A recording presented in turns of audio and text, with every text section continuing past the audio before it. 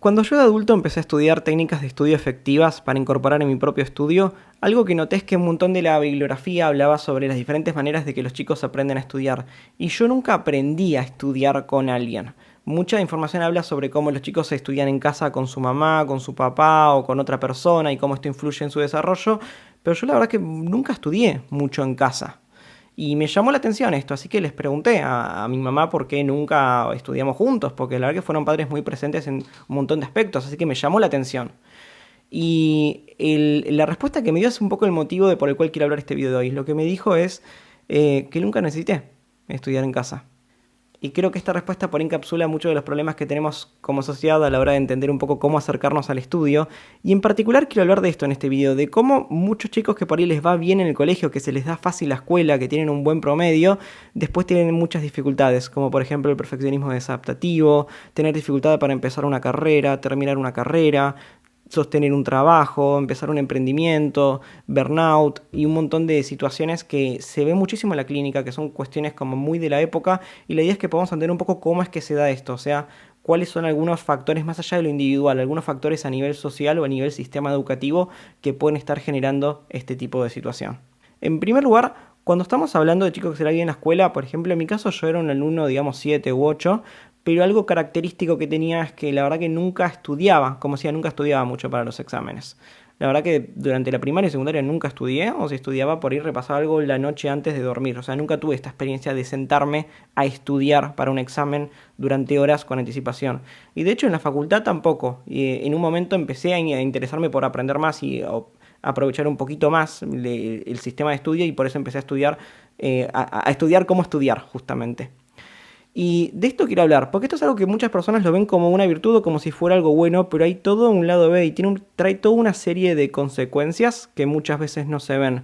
Yo muchas veces me encuentro con personas que cuando hablamos sobre su historia de aprendizaje o cómo fue en la escuela, me dicen yo era mejor promedio, literalmente mejor promedio del aula o el abanderado de la escuela, o esto que está diciendo, siempre aprobar los exámenes y mucha dificultad, pero sin nunca estudiar, y después se encuentra esta dificultad con la procrastinación, con el estudio. Así que vamos a empezar por el principio. En primer lugar, ¿para qué sirve la escuela? Una respuesta que todos encontramos es que es para aprender información, ¿no? Para aprender sobre matemática, para aprender sobre lengua, para aprender sobre las diferentes materias. Pero más allá de la currícula, o sea, más allá de los contenidos que uno tiene que adquirir en la escuela, hay otras cosas que se desarrollan en la escuela. Por un lado está todo lo que es sociabilización, que eso parece un tema para otro video, pero es súper interesante, que es aprender a relacionarme con mis pares, con mis compañeros, y relaciones asimétricas, cómo me relaciona con la autoridad, con el docente, con la maestra, con lo que sea.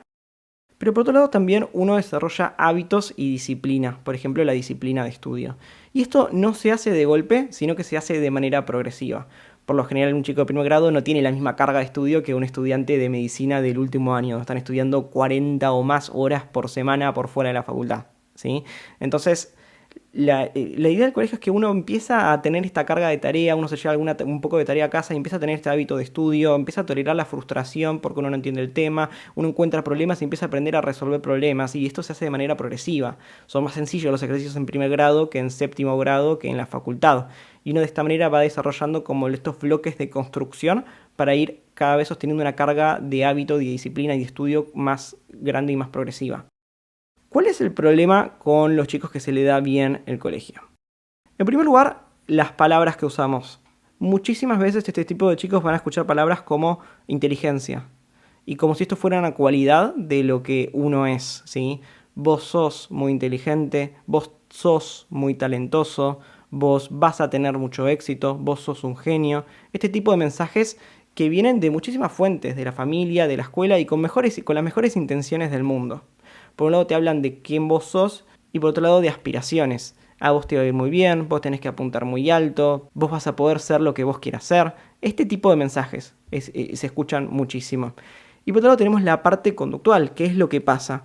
Muchas veces no necesitan hacer la tarea, o sea, son chicos que por ahí no necesitan hacer la tarea porque el contenido que se ve en el aula es el mismo para un montón de chicos, y de repente si en el recreo todos tienen que quedarse haciendo un ejercicio que la mayoría de la clase no entendió y uno ya lo pudo resolver con facilidad, el docente va a ver esto y muchas veces va a estar pensando que te está diciendo algo agradable o que te está ayudando de alguna manera, por ejemplo, permitiéndote ir al recreo. O sea, ¿para qué te va a hacer quedarte haciendo cuentas o haciendo cosas que vos ya sabés hacer? ¿sí? ¿Y para qué te va a sacar tiempo de recreo? Y también con un mensaje lindo como este que decíamos, sos muy talentoso, la verdad que seguí así, que te va a ir muy bien, o el caso contrario, cuando pueda ver que por ahí algo empieza no a salir tan bien, a medida que somos más grandes y no estudiamos, es si solo estudiaras un poquito más, si te forzaras un poquitito, si quisieras hacerlo bien, lo podrías hacer bien. Es como si fuera algo de fuerza de voluntad. Entonces, acá tenemos varios puntos. Por un lado, uno no estudia, no tiene por qué estudiar. Si a uno se le va bien, ¿para qué tiene que quedarse tiempo adicional estudiando? O sea, tiene todo el sentido del mundo, esto que estamos hablando, desde el punto de vista del niño y también de todos los involucrados. Por eso es que es algo más allá de lo individual, es algo más, es un problema a nivel sistema. Cuando un chico no tiene por qué quedarse haciendo tarea, porque ya aprendió todo, no va a hacer tarea. Por un lado no desarrolla estas habilidades. Y si uno quiere que el chico se quede haciendo tarea, si uno lo obliga a hacer tarea, esto también es peor, porque es aversivo para el niño. ¿Para qué me quedo haciendo la misma tarea que ya sé hacer? Si ya sé resolver este tipo de cuentas y no estoy aprendiendo nada nuevo. Lo único que aprendo por el otro lado es que estudiar es una pérdida de tiempo. O sea, por un camino o por el otro, no estudio porque no me hace falta, o si estudio también no me hace falta y es aversivo y menos ganas de estudiar tengo futuro. O sea, es como una situación en donde no hay salida. ¿Y qué es lo que pasa? Pasan muchas cosas, vamos a ir desglosándolas por partes. El primer problema es que uno eventualmente se choca con una pared. Es decir, esto va bien en primer grado, segundo grado, tercer grado, cuarto grado. Llega un momento en donde uno ya no puede seguir rindiendo todo bien sin estudiar. Y de repente se encuentra con que uno no tuvo el resultado que quiso. Por ahí es en la facultad, uno se choca esta pared. Por ahí es después de la facultad, por ahí es en la vida. Cuando tengas un emprendimiento, tengas que estudiar algo, de repente uno se choca con que no puede hacerlo, con que no tiene los conocimientos o no tiene las habilidades para hacerlo. Y el feedback que recibe del otro lado es justamente esto que mencionábamos recién. Si vos quisieras, vos podrías. Entonces, el primer problema es que eventualmente nos chocamos con una pared si no estudiamos y no tenemos el hábito de estudiar. Y por otro lado es que tampoco está claro el diagnóstico del problema. Mucha gente lo ve y lo comunica como si fuera un tema actitudinal, porque de repente si uno tiene una reputación de ser una persona talentosa o que se le da muy bien el colegio, y si de repente tiene una dificultad es porque no está poniendo lo suficiente ganas. En realidad esto no es así, esto es un mal diagnóstico de qué es lo que está pasando. Una mejor manera de verlo es la manera alternativa, es ver que en realidad parte del proceso de aprendizaje es construir la resiliencia para poder enfrentar problemas, para poder tolerar la frustración y para poder seguir adelante y volver a reencarar el estudio. Entonces, a veces es mejor verlo con ejemplos. Una experiencia más típica de un alumno de secundario, de primario, es estudiar para un examen, estudiar con varios días de anticipación y no aprobar. Y de repente llega el examen y que le fue mal porque tuvo algún error. Y esto es frustrante y uno tiene que reponerse a esta frustración y tiene que analizar su método de estudio y tiene que ver qué cosas puede hacer diferente y tiene que pedir ayuda y le pide ayuda a mamá, papá, a los compañeros, al docente y le hace preguntas en clase, va a clases de apoyo, va a clases de profesor particular y de esta manera está aprendiendo más cosas más allá de la currícula. Aprende regulación emocional, aprende a tolerar la frustración, aprende el hábito de tener disciplina y estudiar aunque no tenga ganas de estudiar y aprende a resolver problemas.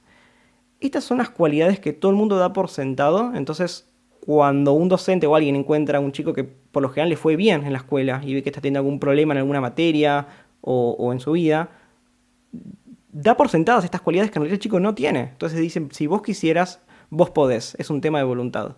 Y esto no es así.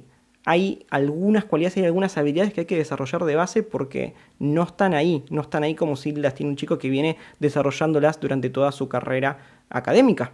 Entonces, el primer problema es este y el segundo problema también es que el propio chico puede creer este discurso, puede creer que esto es un tema de voluntad. Ah, me está yendo mal porque no le estoy metiendo ganas, porque no me estoy esforzando lo suficiente. Realmente es mi culpa. Y ahí puede empezar por un camino que, bueno, afecta mucho la propia identidad, el estado de ánimo. Y la idea es básicamente, en primer lugar, poder corrernos de ese discurso. Hay una serie de cualidades que va más allá de lo académico, que tienen que ver con el comportamiento, que tienen que ver con aprender a resolver problemas y adquirir conocimiento y a estudiar y tener hábitos y disciplina que uno subestima y que otras personas les dan por sentados y que probablemente el chico que le va muy en el colegio no las tiene en muchísimas situaciones. Esto no es así para todos los casos, ¿no? Pero estamos hablando a nivel general. Por otro lado, no solamente no se tienen estos hábitos, sino que hasta uno puede tener hábitos muy malos, muy disfuncionales y armarse una identidad en base a esto, ¿no? Como jactarse de yo estudio la noche antes y me va bien, y es como que uno a medida que hace esto, por ahí tiene un estatus dentro de su grupo de amigos, como de vuelta, alimentado por las cosas que uno escuchó, hablando de cualidades de identidad más que de acciones, con lo que uno es, yo soy el inteligente, el talentoso, la palabra que sea. Pero básicamente este tipo de manera de pensar la propia identidad es como que te va encerrando y limita tu rango de acciones. Entonces, una vez que uno tiene una identidad y una reputación que mantener, uno tiene que obligarse como a ser medio como un cliché o como un meme, como, sí, tengo que estudiar la noche antes para que me vaya bien. Cuando esto ya no es tan acorde a la realidad, ya esto no es sostenible en el tiempo. Y por otro lado, ¿qué es lo que pasa cuando uno recibe este tipo de mensajes? Lo que no está recibiendo en realidad es mensajes que señale la importancia del esfuerzo, básicamente. Es decir, en vez, por ejemplo, de decir sos muy inteligente, lo que uno puede decir es que bien cómo estás prestando atención en clase y cómo estás estudiando en clase y cómo estás aprovechando el tiempo en clase. Es decir, reforzar las acciones que uno está haciendo, no lo que uno es. Lo que uno es algo estático, es algo que parece inamovible. La psicóloga Carol Dweck habló sobre esto, sobre la mentalidad de crecimiento y la mentalidad fija. Y los chicos que justamente les va bien en el colegio tienen más vulnerabilidad a caer en mentalidad fija más que mentalidad de crecimiento. Y esto tiene varias desventajas. La mentalidad fija básicamente consiste en concebir el mundo y a las personas como personas con una serie de habilidades que vienen determinadas. Es decir, las personas son o no son tal cosa. Una persona es inteligente o no lo es, una persona es talentosa o no lo es, una persona sabe resolver un problema de matemática o no lo sabe, y estas maneras de ser son fijas en el tiempo, no son flexibles y no son movibles. Es decir, esta es la manera en que estos chicos por ejemplo ven el mundo. Entonces ellos se ubican como yo soy la persona que tiene un talento, tengo un don, porque eso es lo que escuchó, ¿no? Yo soy de tal manera, y pues cuando tengo algún problema, el día que tengo un problema de matemáticas que yo no lo puedo resolver, entonces yo soy por ahí del tipo de chico que no puede resolver estos problemas de matemática. Por ahí yo no soy tal cosa. ¿Cuál es la alternativa a ver el mundo de manera fija? La alternativa es ver el mundo a través de lo que se llama mentalidad de crecimiento, que es verlo en realidad de una manera un poco más, como decíamos, más conductual o más realista, que es verlo como una serie de habilidades que son flexibles en el tiempo y que pueden entrenarse y que pueden ensayarse. Yo hoy puedo no saber cómo resolver esta cuenta matemática, pero con un poco de esfuerzo puedo aprender a resolver esta cuenta matemática. Yo puedo no tener una habilidad, pero puedo desarrollar esta habilidad. La imagen de quién soy yo es algo más flexible en el tiempo, es algo no tan rígido. Los chicos que le va bien en el colegio muchas veces reciben este tipo de mensajes que hacen que formen una mentalidad fija. El problema con la mentalidad fija es que ante la adversidad suelen rendirse muchísimo más fácil. Y tiene sentido esto, si yo creo que las cosas son fijas y no son flexibles en el tiempo, ¿para qué voy a tratar de cambiar lo que no se puede cambiar? Si yo creo que no se puede cambiar. Y si yo veo que un examen o tratar de dar una prueba es, como es algo que determina quién soy yo, en vez de ver solamente como una foto en este momento de cómo me fue y una habilidad que puedo aprender y puedo modificar, si yo lo veo como algo fijo no me voy a esforzar en cambiarlo porque no puedo. Entonces, uno de los principales problemas que tiene este tipo de chicos es crecer con una mentalidad fija, es crecerlo a ver como que las cosas son estáticas y justamente no valorar el esfuerzo. Y en este punto es importante también hablar del esfuerzo. Una de las cosas que uno escucha cuando va creciendo y va teniendo facilidad para el estudio es justamente que uno va a poder hacer lo que quiera y uno empieza a desarrollar ambiciones demasiado altas o expectativas altas. Entonces, ¿cuáles son las consecuencias de esto? Por un lado, que uno no se va a conformar con resultados típicos. Uno no se va a conformar, por ejemplo, con tener un trabajo 8 horas por día de lunes a sábado, de lunes a viernes, como una persona típica, ¿sí? Es decir, si esto es algo muy agradable para todos los compañeros o para otras personas, para una persona que creció con esta expectativa de no, usted va a ir muy bien, vas a poder hacer lo que quieras, uno no se conforma con esto, si no es lo suficientemente reforzante, pierde algunas cualidades apetitivas este tipo de resultados. Y por otro lado, lo que no te dice este tipo de mensaje es que si bien vos podés aspirar más alto, vas a tener que esforzarte muchísimo más entonces. ¿Sí? Esta es la otra parte del mensaje que suele no comunicarse. A veces lo que uno escucha, lo que se comunica es como si la vida fuera a ser más fácil. Y tiene sentido que uno sienta eso porque esa fue la propia experiencia en el colegio, ¿no? En el colegio veo que todo el mundo está esforzando, yo no me estoy esforzando, así que me hago la idea de que yo voy a tener la vida un poquito más fácil que todo el mundo. Y esto no es así. Lo que no se comunica, y por esto es uno de los puntos más importantes del video, y esto es una de las grandes fallas a la hora de comunicar, es que cuando uno le dice a una persona que es o talentosa o habla de estatus, primero eso trae muchas consecuencias, y en segundo lugar, lo que uno no comunica es que va a tener que esforzarse muchísimo más, incluso más que la persona promedio, si quiere tener un resultado más deseable que el promedio o aspirar a un puesto jerárquico muy alto en una empresa, por ejemplo, que es el tipo de situaciones que uno suele encontrar. Uno suele encontrar una persona que le fue muy bien en el colegio y hoy día está procrastinando, no está estudiando, no está avanzando con diferentes habilidades y tiene aspiraciones muy altas y la está pasando muy mal. Entonces, uno de los puntos centrales es este, es que en realidad empezará a destacar un poco más el rol del esfuerzo. Es como si se tratara de construir una casa. Si yo apunto a construir una casa muy grande, tengo que tener los materiales para construir una casa muy grande, pero va a llevar mucho más tiempo que construir una cabaña muy chiquitita. Es decir, va a ser mucho más esfuerzo, van a ser muchas más que decir esfuerzo, me gusta hablar en términos conductuales, van a ser muchas más las cosas que yo voy a tener que hacer para conseguir ese resultado que quiero. Voy a tener que estudiar mucho más tiempo, voy a tener que estudiar cosas más complejas, voy a tener que aplicar, voy a tener que hacer acciones básicamente. Notemos cómo hablamos de lo que uno tiene que hacer y no de lo que uno es. De hecho, es uno de los puntos centrales de este video, quiero que sea que hablar de lo que uno es bastante contraproducente en grandes puntos. Te limita y restringe tu grado de posibilidad. De hecho, notemos esta otra frase que decíamos que uno escucha mucho. Si vos querés, podés, tenés que esforzarte un poquito más. Si solamente te esforzaras, si solamente tuvieras ganas. Y uno se cree este mensaje.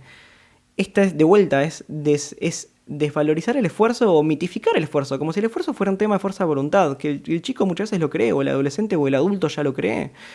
Yo si realmente quisiera un día podría levantarme y podría hacerlo, podría conseguir ese trabajo, podría ir a rendir a la universidad y aprobar todos los exámenes y recibirme, y de vuelta es una visión bastante irrealista de lo que es el esfuerzo. Y tiene sentido, la persona se lo comunica con las mejores intenciones porque cree que las bases para desarrollar hábitos ya están ahí cuando no están instauradas.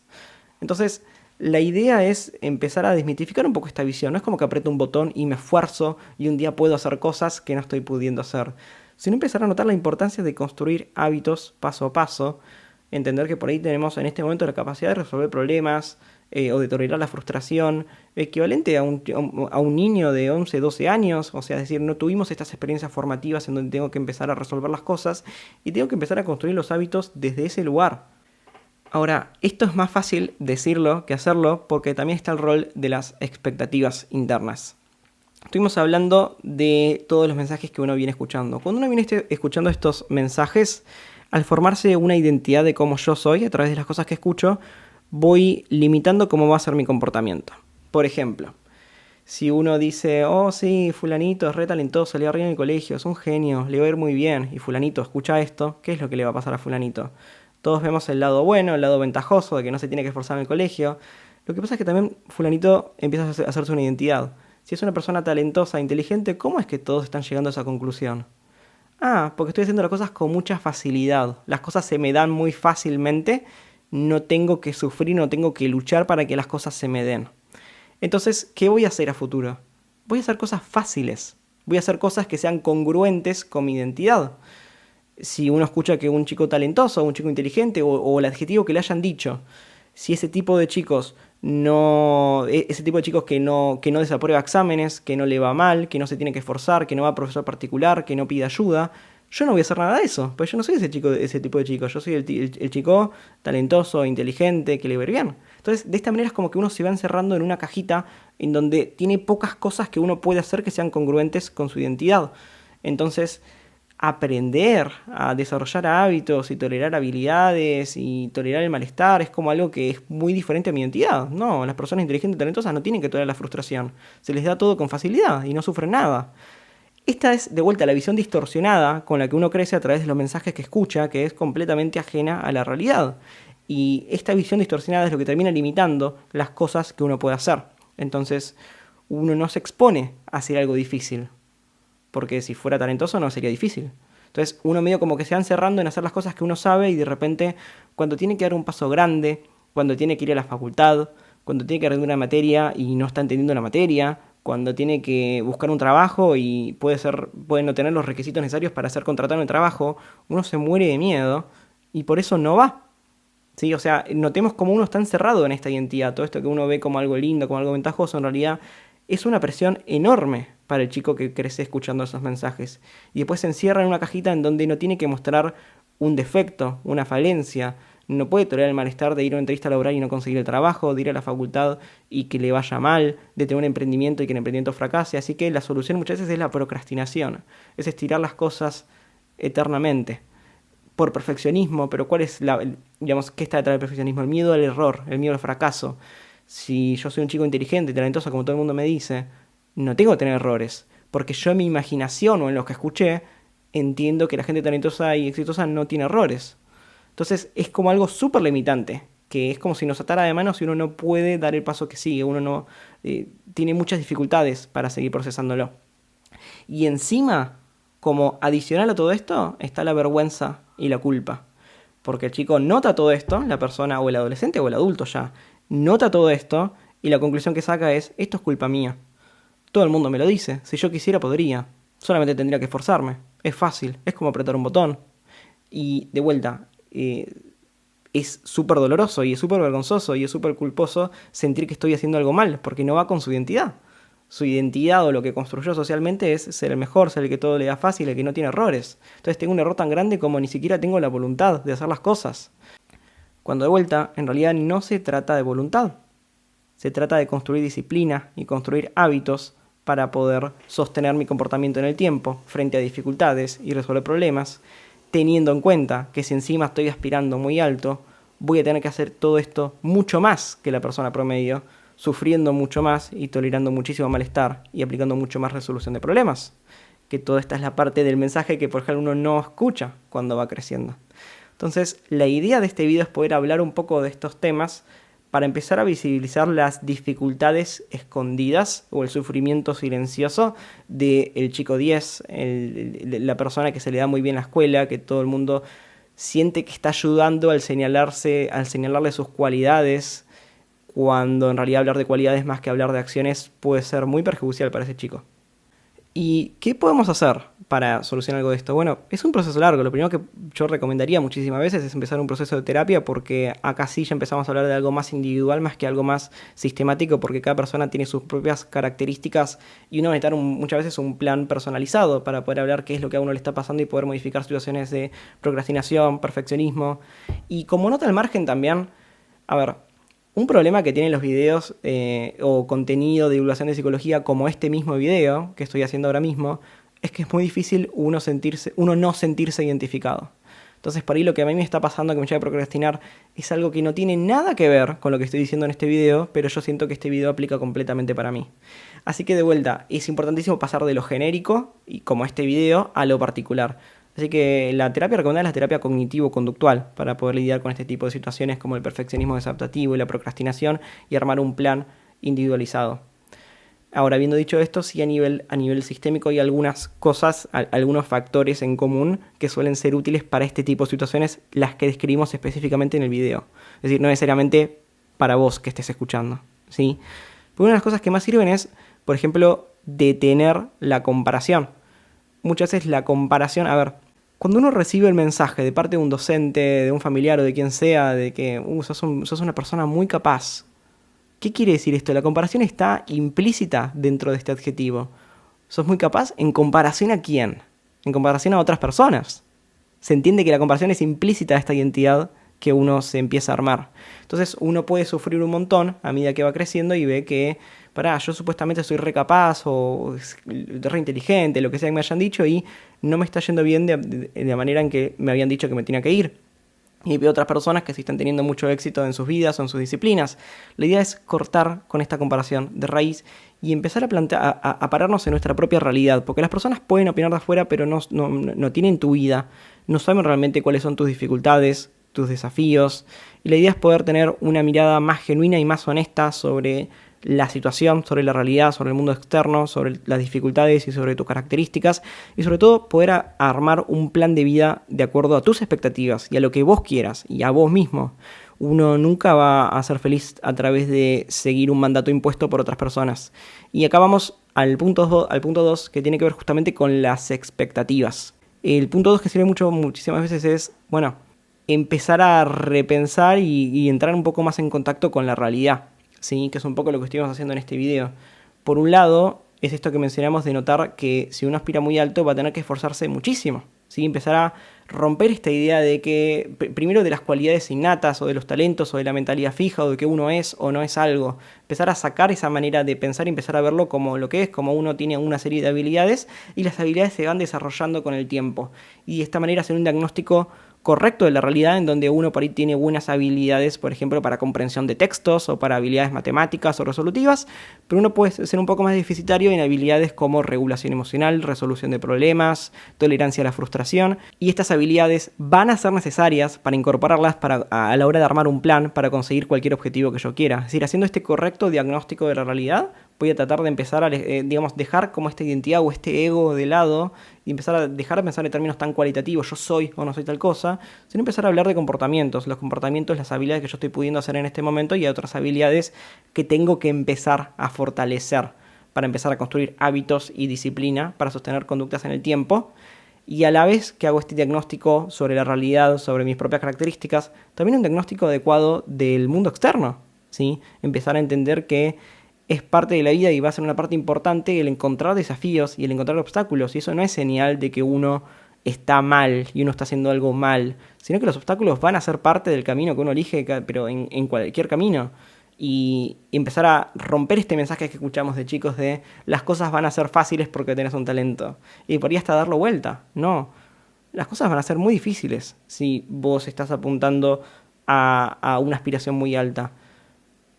Y eso no está mal que algo sea difícil, sino que significa que, bueno, vas a tener que construir habilidades acordes al diagnóstico de la realidad que estás haciendo. Pero muchas veces estos dos ejes están distorsionados y entre esta brecha, entre el diagnóstico que yo hago y la realidad, que cuando digo el mundo tendría que ser muy fácil y muy sencillo, y yo soy muy talentoso, pero en la realidad me encuentro que no estoy avanzando, que estoy procrastinando, que no estoy arrancando con la facultad, con el trabajo. Entre esta brecha, entre estos dos extremos, es donde experimentamos el malestar, el burnout, un montón de creencias y conclusiones que pueden ser muy perjudiciales para nosotros. Esta creencia de, es porque no me estoy esforzando lo suficiente, es porque no quiero, es porque en el fondo no lo quiero lo suficiente, tengo que esforzarme más y no estoy reconociendo que me faltan algunas habilidades que tengo que empezar a construir. Entre esta brecha, entre mi imagen de yo mismo y la realidad, y por otro lado el mundo real, mi yo real y el mundo real, y dificultad real del mundo, entre esta brecha es donde viene la culpa, la vergüenza, el estado de ánimo decaído, que muchas veces pueden conducir a trastornos de salud mental. Entonces, la idea es de a poquito empezar a modificar estas expectativas a la vez que armamos un plan realista para empezar a compensar estas habilidades que en realidad no tenemos. Y la idea es, o no están lo suficientemente desarrolladas, mejor dicho. Tener una imagen realista de uno mismo implica reconocer que uno puede fracasar, que las cosas van a ser difíciles y muchas veces voy a cometer errores y no me van a salir bien las cosas. Y la experiencia más normativa que tenemos todos los seres humanos, cuando fracaso puedo replantear mis objetivos, puedo modificar mis objetivos, puedo replantear mis tácticas o lo que sea que yo estoy haciendo para tratar de conseguir lo que quiero.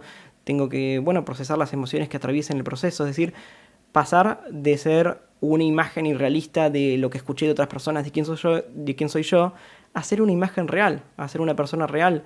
Y una persona real no es perfecta, es una persona con características como cualquier otra, con habilidades, que es capaz de cometer errores, que es capaz de equivocarse y puede hacer cosas para empezar a cambiarlo y para empezar a crecer. Y a través de los errores justamente que vamos a aprender. Bueno, estas son por ahí algunas de las pautas en donde uno puede empezar a trabajar si se siente identificado con algo de lo que mencionamos en este video. Y la idea es entender un poco cómo se desarrolla este ciclo vital desde el mejor promedio, desde tener muchísima facilidad y muchísimo éxito en el ámbito académico cuando somos chicos en la escuela, hasta el perfeccionismo, el burnout y la procrastinación en la vida adulta, para que hagamos como un video un poquito más profundo hablando sobre cómo algunas de estas características se van desarrollando y cómo se relacionan entre sí y cómo esto no es por culpa de uno en particular, sino que obedece a cuestiones más sistémicas de cómo está planteando por ahí el plan de estudios o el sistema educativo en general, en donde al no haber contenido estimulante, contenido desafiante ajustado a cada individuo, entonces uno puede quedar muchas veces en este rol, en el rol de las cosas son fáciles y esto, afecta severamente mis expectativas en la vida adulta. Así que en ese sentido esperamos que este video sea útil y sobre todo si querés un poco más de habilidades concretas como para poder mejorar tus técnicas de estudio, para poder lidiar con la procrastinación y poder armar un plan de estudio como tiene que ser, o sea, aprender a estudiar, porque muchas veces uno aprende de maneras muy poco efectivas. Te recomiendo muchísimo nuestro curso sobre técnicas de estudio basadas en evidencia, en donde está pensado justamente para poder aprender a estudiar de verdad. La mayoría de las personas no sabemos cómo estudiar. La mayoría de las personas leemos un texto muchas veces hasta intentar aprenderlo. Esto ya es terrible para la mayoría de las personas, pero sobre todo si estás haciendo una carrera súper compleja que requiere buen procedimientos de estudio, vas a tener que practicar muchísimo con técnicas de estudio basadas en evidencia. Para eso sirve este curso y también para la procrastinación, donde brindamos herramientas específicas para poder lidiar con la procrastinación y armarte un sistema o una serie de hábitos que te ayuden a tener la disciplina para tener la constancia para poder seguir estudiando. Así que te recomiendo muchísimo nuestra formación. Si te interesa, la vamos a dejar en la descripción. Nos vemos en el próximo video.